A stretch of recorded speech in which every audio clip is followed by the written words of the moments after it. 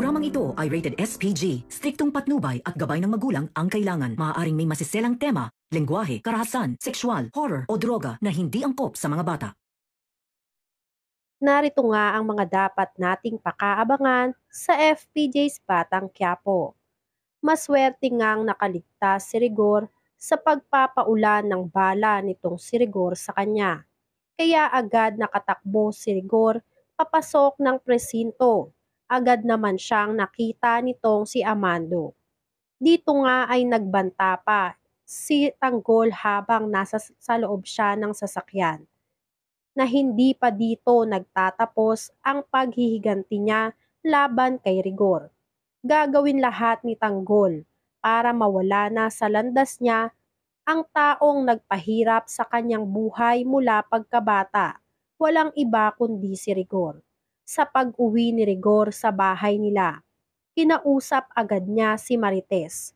Sinabi ni Rigor na pinaiimbestigahan na niya ang nangyaring anomalya o nangyaring kaguluhan sa mismong ospital.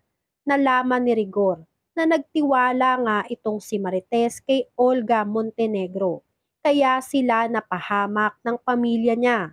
Walang alam si Marites na isa palang Montenegro ang nagpanggap na kaibigan niyang si Beng.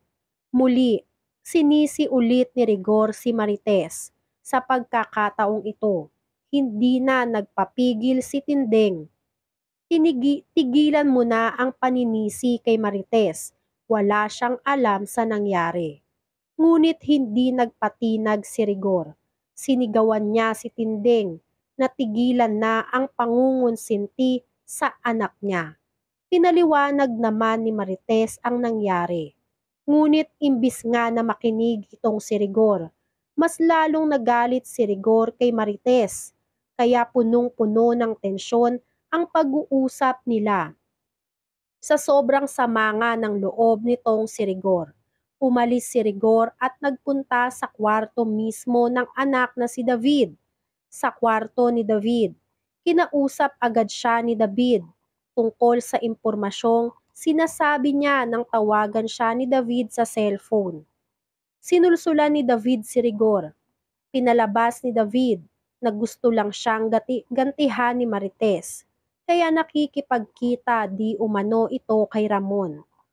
Wika ni David, iniiputan ni Marites si Rigor, kaya pinayuhan niya ang ama na wag papayag na iputan siya ni Marites. Kaya galit na galit nga itong si Rigor. Ito nga lang ang paraan nitong si David para hindi mabuko ang tinatago niyang lihim na pagpapanggap bilang si Tanggol. Dahil kung magpapatuloy nga ang pakikipagkita nitong kanyang ina na si Marites kay Ramon, hindi nga malabo na mabuking ang lahat ng pagkatao niya. Malalaman na nagpapanggap lang siya bilang si Tanggol. Natatakot nga itong si David na baka isang araw patayin na lang siya bigla nitong si Ramon dahil sa tindi ng galit sa kanya. Dahil nilinlang siya o nilinang niya si Ramon at kasabwat niya nga itong si Olga. Sadyang mautak talaga itong si David dahil gagawin niya nga ang lahat para hindi masira ang lahat ng plano niyang naumpisahan. Gustong-gusto nga nitong si David na makamkam ang lahat ng kayamanan na meron itong si Ramon. Dahil hindi nga papayag itong si David na mapunta nga sa kapatid niyang si Tanggol ang pinaghirapan niyang yaman nitong si Ramon. Sa pagbabalik naman nila Tanggol sa lungga nila, nagalit sa kanya ang mga kaibigan niya. Sinisi siya ng mga ito sa nangyari. Puro na lang daw sarili ni Tanggol ang iniisip niya. Kung gusto daw sana mapahamak ni Tanggol ay solohin na lang niya. Nagsumbatan pa nga sila na sana hindi na lang sila sumama kay Tanggol dahil sa init nga nito o sa init ng ulo nitong si Tanggol. Hindi niya napigilan ang kanyang sarili.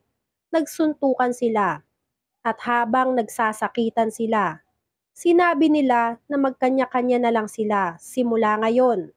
at hinding-hindi nga raw natatakot ang mga kaibigan ni Tanggol dito sa kanya.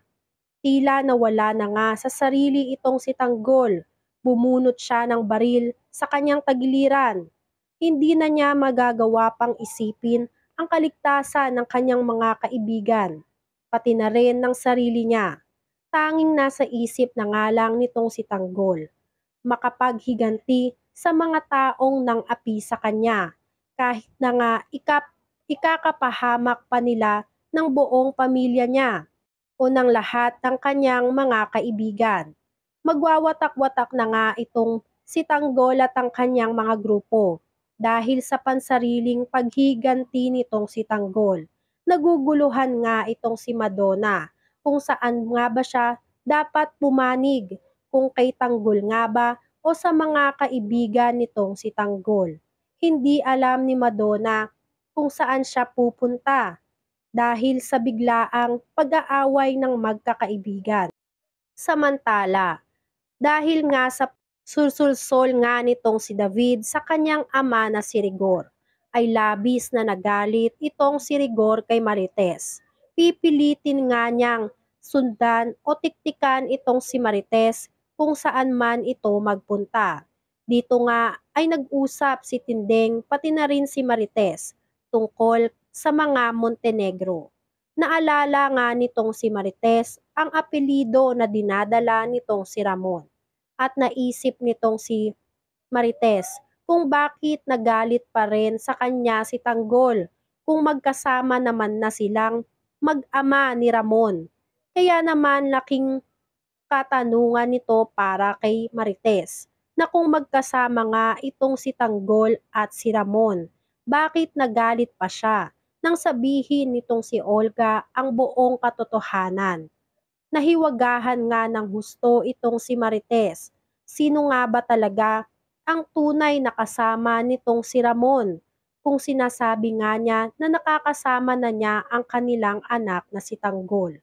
Kinakabahan na nga itong si David dahil unti-unti nang nabubunyag at unti-unti nang lumalabas ang buong katotohanan na nagpapanggap lang siya bilang si Tanggol. Ano kaya ang magiging reaksyon nitong si Tanggol kung sakaling malaman nga niya na ginagamit nga lang nitong si David ang kanyang pangalan para sa kanyang pansariling pakinabang?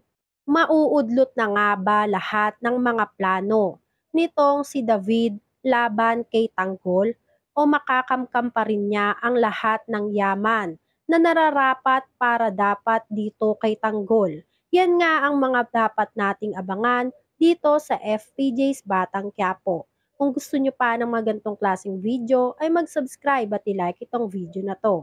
Maraming salamat po.